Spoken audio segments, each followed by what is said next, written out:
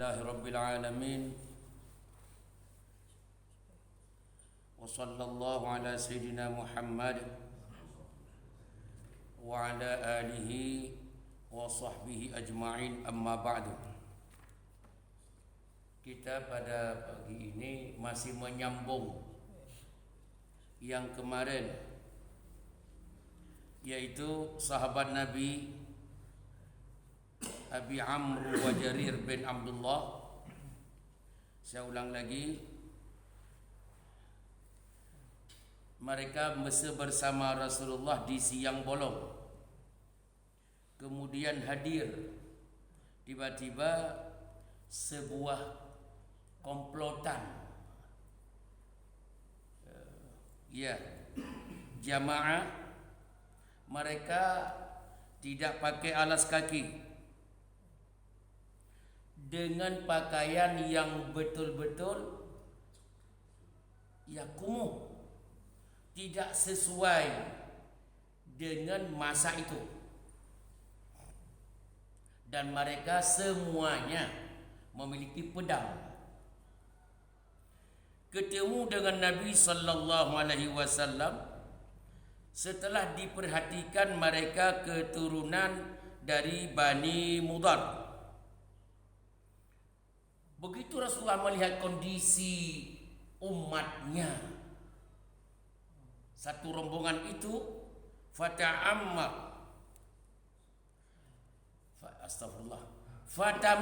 wajhu Rasulillah, berubah wajah Nabi dari biasa, berubah. Ini perasaan saya kalau membaca ini, fatama'ar, berubah itu. Tadi Rasulullah biasa-biasa saja, begitu melihat umatnya, kok masih ada umatku yang begitu pakaiannya, sangat menyedihkan. Begitu kondisinya sangat berat untuk kita perhatikan. Kok masih ada ya? Kalau istilah kita, maaf kalau istilah sekarang ini, tahun 2022, kok masih ada orang yang belum punya rumah dan belum ada sandal. Jadi memang fatama'ar wajhu Rasulillah lima ra'a bihim minal faqah. Itu miskin, berat sekali kemiskinan mereka. Akhirnya Rasulullah fadakhala, masuk ke rumah. Thumma kharaja, kemudian beliau keluar lagi dari rumahnya, memerintahkan Bilal, fa'azana wa aqam, diazan oleh Bilal bin Rabah dan dilaksanakan qamat, fa shalla, kemudian beliau salat bersama sahabatnya. Thumma khatab, kemudian beliau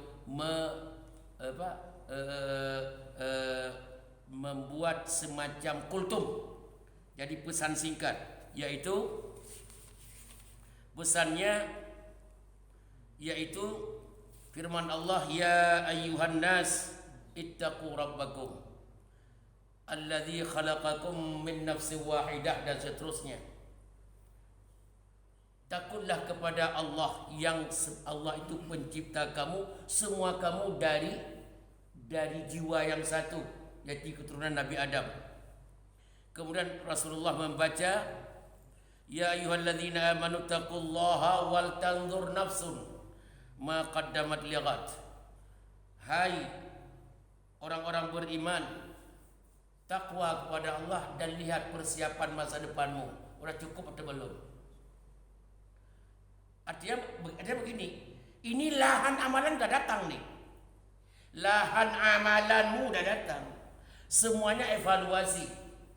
Apa evaluasi? Wal tanzur nafsun ma qaddamat lighad, apa yang bisa Anda persembahkan dari akhirat. Sudah cukup? Berani ketemu dengan Allah tanpa amalan saleh? Kalau tidak berani, lahan dah datang nih, lahan beramal nih dah datang nih. Itu maksudnya Rasulullah. Lahan akhirat udah di depan matamu, mikir lagi apa lagi kamu pikirkan? Kalau Islam masih al-hidayah, tuh lahan tuh di depan tuh sedang dibangun. Lahan akhirat sedang di depan itu sedang membangun. Masih Anda berpelit. lahan akhirat di depan matamu. Orang tidak pakai alas kaki. Orang begitu miskin di depanmu. Kamu tunggu apa lagi? Masih berpikir, masih mengingat-ingat, masih menimbang-nimbang dengan hartamu. Lahan akhirat di depan matamu. Orang butuh alas kaki kagak ada. Pakaiannya compang-camping. Mereka datang belum makan. Masih kamu menimbang-nimbang hartamu. Itu pesan Rasulullah sekitar itu. Akhirnya apa? Semuanya mengeluarkan kantongnya. Detik itu air mata berderai, semua sahabat mengeluarkan kantongnya. Ada yang pulang ke rumah ngambil berasnya. Istilah kita beras, dulu gak ada beras pada zaman Nabi. Mengeluarkan makanan, mengeluarkan gandum, mengeluarkan uang. Akhirnya ada seorang Ansar, orang penduduk Madinah. Dia mengeluarkan makanan, hampir tidak bisa keangkat oleh dianya sendiri. Betul-betul banyak dia keluarkan. Akhirnya begitu orang lain melihatnya, orang itu mengangkat, memberikan lebih banyak. Orang lain pun tataba'an nas hatta ra'aitu qaumaini min ta'am wa siyab hatta ra'aitu wajha Rasulillah yatahallal. Semuanya melihat siapa yang banyak, dia membanyak lagi, orang lain memperbanyak terus sumbangan-sumbangan kepada tamu yang datang tadi dari Bani Mudhar. Apa akhirnya berubah muka Rasulullah yang tadi sedih melihat ada umatnya yang miskin seperti itu, tiba-tiba berubah wajah Rasulullah SAW yatahallal seperti bulan purnama, melihat sahabatnya perhatian kepada orang lain, melihat sahabat-sahabatnya peduli kepada orang lain, peduli sesama. Berubah wajah Rasulullah dari sedih tadi yatahallal jadi bulan purnama. Ka'annahu mudhabah, seperti berseri-seri habis. Ya. Baru dikeluarkan hadis Rasulullah, faqala Rasulullah man sanna fil Islam sunnatan hasanah.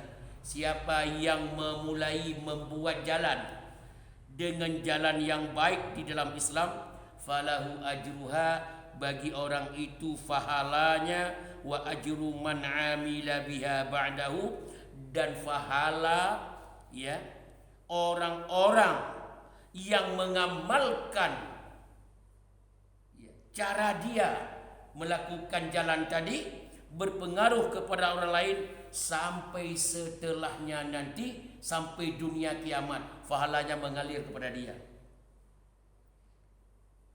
Orang yang memulai membuat sebuah jalan, orang lain ikut cara dia berfikir, pahalanya yang dia lakukan dan pahala orang lain yang terus-menerus melakukannya itu diberikan kepada orang itu.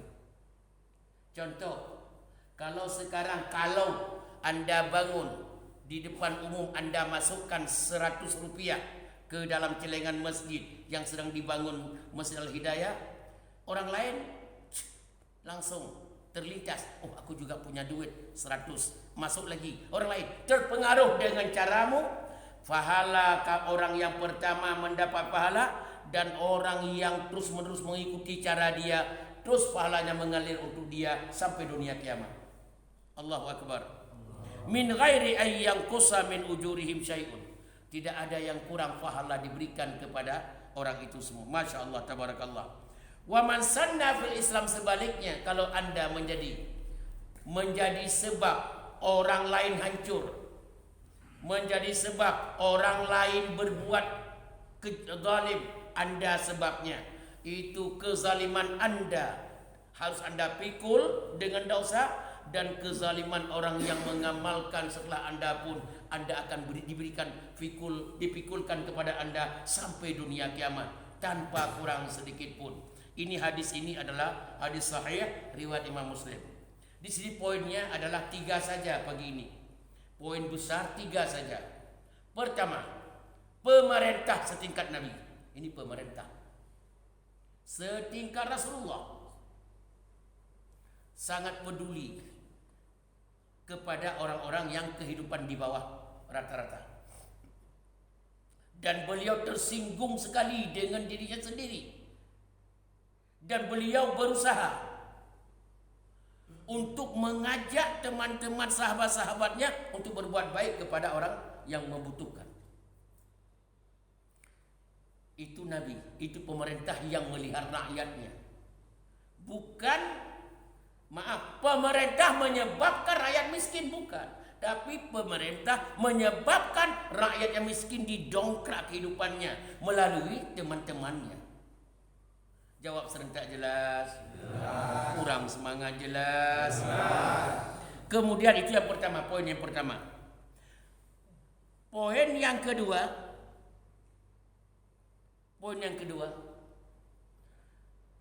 asar pengaruh taatnya rakyat kepada pemerintah yang adil setingkat Nabi, Masya Allah.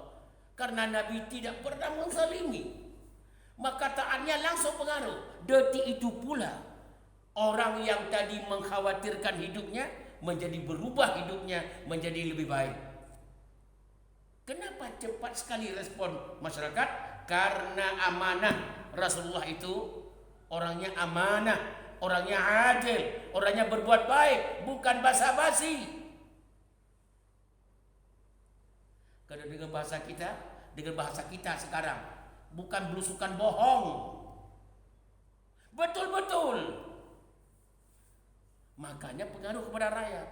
Rakyat mencintai Nabi. Semuanya keluar makanan, keluar minuman, dikeluarkan semua harta, diberikan kepada jamaah yang datang tadi dari Bani Mudhar. Sehingga mereka berubah dari miskin menjadi ada yang dimakan hari ini, ada yang dimakan besok, ada yang diberikan ke keluarganya. Jawab serentak jelas. Dua. Yang ketiga, terakhir, apa yang Anda lakukan sekarang? Orang lain ngikutin. Ulang. Apa yang Anda lakukan sekarang, orang lain mengikutinya cara Anda melakukan. Kalau itu yang Anda lakukan sebuah kebaikan, berarti orang lain terus menerus mengikuti Anda cara berbuat kebaikan itu. Pahala Anda lakukan itu dan pahala orang yang mengikuti Anda melakukan itu sampai dunia kiamat, jariah mengalir terus kepada Anda sampai dunia kiamat. Anda penyebab pertama cara itu.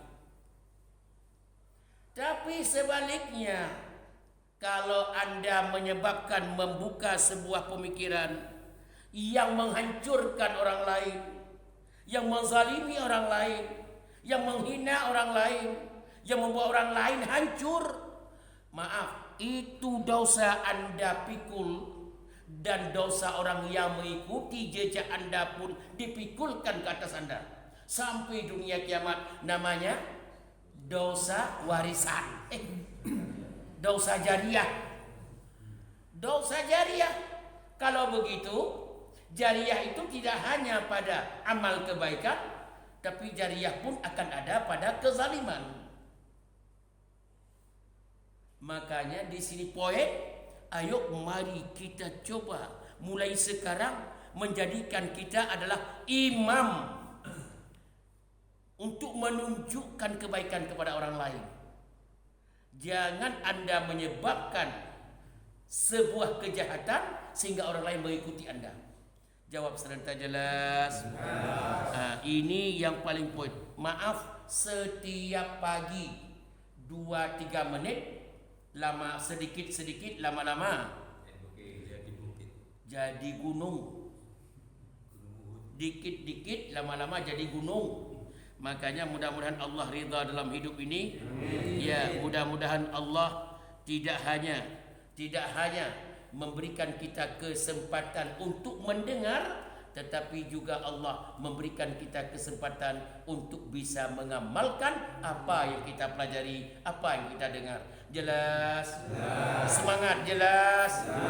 Baca. Subhanakallahumma wa bihamdika asyhadu an la ilaha illa anta astaghfiruka wa atubu ilaik. Wassalamualaikum warahmatullahi wabarakatuh.